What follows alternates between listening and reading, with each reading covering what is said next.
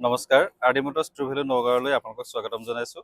আজি আপোনালোকৰ কাৰণে লৈ আহিছোঁ আমাৰ ষ্টকৰ অন্য এখন গাড়ী। সেইখন হৈছে হণ্ডা আমেজ 1.2 লিটাৰ ভি মডেল 2019। গাড়ীখন চাওঁ আহক ভালদৰে।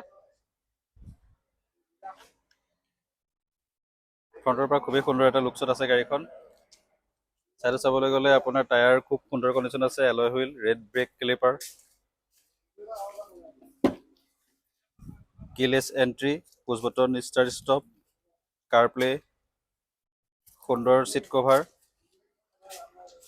গোটেইখিনিয়ে আছে। ৰিয়েৰ পেছেঞ্জাৰ ডোৰটো চালোঁ আমি, খুব সুন্দৰ কণ্ডিশ্যনত আছে গাড়ীখন।